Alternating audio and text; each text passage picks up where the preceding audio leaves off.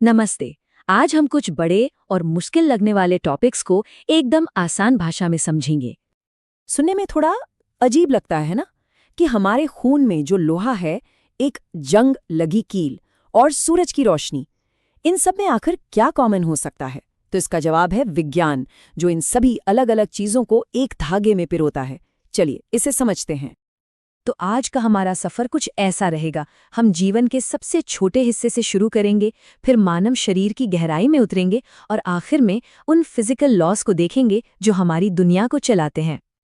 तो चलिए सफर शुरू करते हैं और शुरुआत करते हैं बिल्कुल बेसिक से, मतलब सभी जिंदा चीजों के उस कोर कंपोनेंट से जहां से सब कुछ शुरू होता है।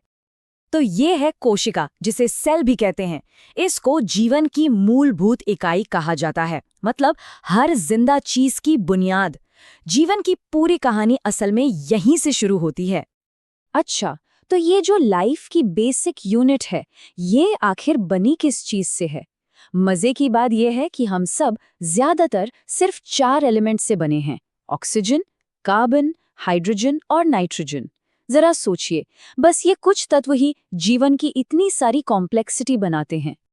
अब देखिए, ये सेल्स अकेले काम नहीं करते, ये एक टीम की तरह हैं।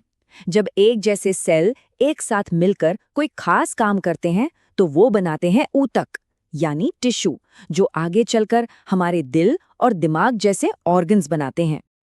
और हर सेल के अंदर होता है डीएनए, मतलब लाइफ का ब्लूप्रिंट। ये वो इंस्ट्रक्शन मैनुअल है जो बताता है कि सेल को क्या करना है। और हाँ, ये सिर्फ सेल के सेंटर यानी न्यूक्लियस में ही नहीं, बल्कि उसके पावर हाउस माइटोकॉन्ड्रिया में भी मिलता है। और लाइफ के बनने की इस पूरी प्रक्रिया को चार्ल्स डार्विन ने बहुत अच्छे से समझाया था। उनका थ्योरी ऑफ एवोल्यूशन हमें यही याद दिलाता है कि सर्वाइवल हमेशा सबसे ताकतवर का नहीं होता, बल्कि उसका होता है जो बदलाव को सबसे जल्दी अपनाता है। तो अब फाउंडेशन तो समझ आ गया, अब जरा जूम इन करते हैं और उस कमाल की मशीन को देखते हैं जिसे ये सेल्स बनाते हैं, यानी हमारा ह्यूमन बॉडी। पाचन के बारे में क्या ख्याल है? क्या कभी सोचा है कि ये असल में होता कहाँ है? हाँ, शुरुआत तो मुंह से ही हो जाती है, चबाने के साथ, लेकिन असली काम, मतलब ज्यादातर न्यूट्रिएंट्स को एब्जॉर्ब करने का काम, हमारे छोटी आंत में होता है। हमारे शरीर के अंदर भी अपने खुद के बैंक हैं, जैसे कि स्प्लीन, जिसे प्लीहा भी कहते हैं।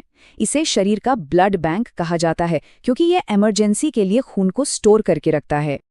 और खून खून तो खुद में ही एक बहुत कॉम्प्लेक्स चीज है। इसे एक बिजी हाईवे की तरह समझिए।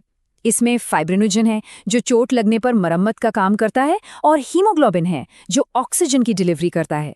और ये सब बनता कहाँ है? हमारी हड्डियों के अंदर, बोन मैरो में। अब जरा अपनी सेंसेस की बात करते हैं। हमारी आंखें एक बार में कितना देख सकती हैं? कई लोगों को लगता है 180 डिग्री, पर असल में ये करीब 150 डिग्री ही होता है। हमारे मुंह के अंदर तो मानो एक पूरा टूल किट है। खाना काटने के लिए सामने वाले दांत, चीरने फाड़ने के लिए केनाइन्स और पीसने के लिए प्रीमोलर्स और मोलर्स। और इन सारी सिस्टम्स को आपस में कौन जोड़ता है? हमारा नर्वस सिस्टम। और मजे की बात यह है कि शरीर का जो सबसे लंबा सिंगल सेल है, वो इसी सिस्टम का हिस्सा है, एक नर्व सेल। ये इतना लंबा हो सकता है कि आपकी रीढ़ की हड्डी से लेकर पैर के अंगूठे तक जाए। तो अब शरीर से बाहर निकलते हैं और देखते हैं कि हमारे आसपास की दुनिया में साइंस कैसे काम करता है। फिजिक्स और केमिस्ट्री के रूल्स हमारी डेली लाइफ को कैसे शेप देते हैं। फिजिक्स को फील करना बहुत आसान है। एक सिंपल सी लिफ्ट की सवारी के बारे में सोचिए। जब लिफ्ट ऊपर जाती है तो हमें अपना वजन थोड़ा ज्यादा लगता है ना, और जब नीचे आती है तो हल्का। ये सब एक्सेलरेशन का खेल है। याद है, शुरू में हमने एक जंग लगी कील की बात की थी। वो जंग लगने का जो प्रोसेस है, उसे कहते हैं रीडॉक्स रिएक्शन। आसान भाषा में कहें तो जब एक सब्सटेंस दूसरे से इलेक्ट्रॉन्स चुरा लेता है। लोहे के केस में हवा की ऑक्सीजन लोहे से इलेक्ट्रॉन्स ले लेती है। तो इससे एक बड़ा मजेदार सवाल खड़ा होता है, जब लोहे में जंग लगता है तो उसका वजन बढ़ता है या घटता है? क्या लगता है? शायद यकीन न हो, पर इसका वजन असल में बढ़ जाता है। ऐसा इसलिए होता है क्योंकि लोहा हवा से ऑक्सीजन एटम्स के साथ जुड़ रहा होता है। ये एक बेहतरीन एग्जाम्पल है कि कैसे केमिकल रिएक्शंस में नए एलिमेंट्स जुड़ते हैं। और आखिर में बात करते हैं सूरज की। एक सोलर सेल जो करता है वो किसी मॉडर्न डे मैजिक से कम नहीं है। ये सूरज की रोशनी को सीधे बिजली में बदल देता है, जिससे हमारे घर रोशन होते हैं। है ना कमाल का साइंस? तो देखिए, साइंस कैसे हमारे अंदर के छोटे छोटे सेल्स से लेकर सूरज की इतनी बड़ी एनर्जी तक हर चीज को जोड़ता है। ये हमारे आसपास की दुनिया को चलाता है, लेकिन साथ ही हमारे अपने शरीर के बारे में भी कई मजेदार पहेलियां छोड़ जाता है। और यही हमें हमारे आखिरी सवाल पर लाता है, बुढ़ापे में कौन सी ग्रंथि गायब हो जाती है? सोचने के लिए एक अच्छी पहेली